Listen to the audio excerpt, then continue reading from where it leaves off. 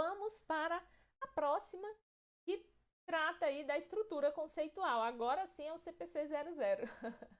Vamos lá. De acordo com a NBCTG, estrutura conceitual sobre o conceito de manutenção de capital físico. Então, ele fala sobre o conceito de manutenção de capital físico, quando o capital é definido em termos de capacidade produtiva física.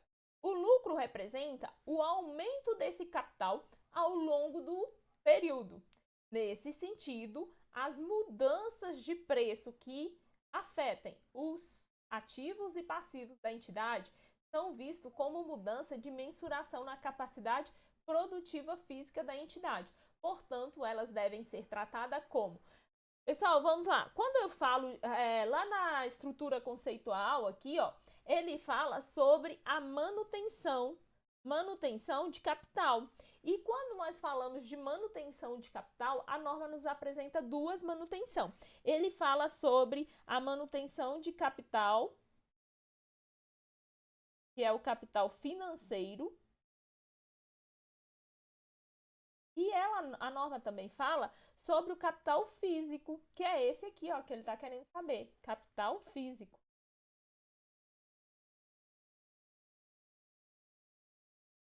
E aí, olha só, para facilitar o seu entendimento em relação às duas manutenções de capital. Quando a norma fala de capital financeiro, ele está falando sobre o quê? Recursos financeiros ali. E quando ele fala de capital físico, ele está tratando exatamente ali em relação a esses ativos e passivos. Deixa eu ver se eu coloquei a norma aqui. Coloquei, olha só o que a norma traz, ó.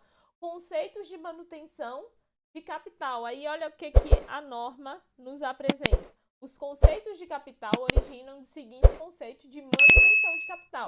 Ó, manutenção de capital financeiro e manutenção de capital físico. Manutenção de capital financeiro, esse conceito é o que? O lucro auferido somente sobre o montante financeiro ou dinheiro. Já a manutenção de capital físico, o lucro auferido somente sobre a capacidade produtiva física, então está ligada à capacidade operacional da entidade, tá? E aí olha o que ele fala. Capacidade operacional da entidade ou os recursos ou fundos necessários para alcançar a capacidade, no final do período, exercer a capacidade produtiva física no início do período, após excluir qualquer distribuição e contribuições para sócios durante o período. E aí, nesse caso aí, ó, ele está tratando de qual capacidade? Dos resultados não operacionais inscritos no patrimônio líquido. Ele está falando da produção física. Receitas e contribuições para a composição do caixa da empresa. Se é caixa, vai ser o quê? Financeiro, né? Lucros que não fazem parte das demonstrações do resultado do exercício? Também não. E aí ele traz aqui, que é o nosso gabarito, letra D. Ele fala, os ajustes para manutenção do capital que fazem parte do patrimônio líquido. Então, sim, tem a ver aqui, ó, com a capacidade produtiva física da entidade. Tranquilo, pessoal? Em relação aí, então, quando se fala de capital financeiro, você vai lembrar manutenção de capital financeiro, você vai lembrar de recursos, né? Lucro auferido. E quando falamos de capital físico, você vai lembrar de quê?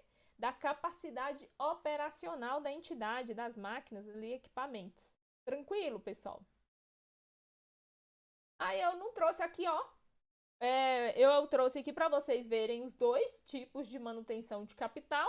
Isso está no item 8.3 da norma. E já lá no item 8.8, ele traz exatamente o que está na questão. Olha só.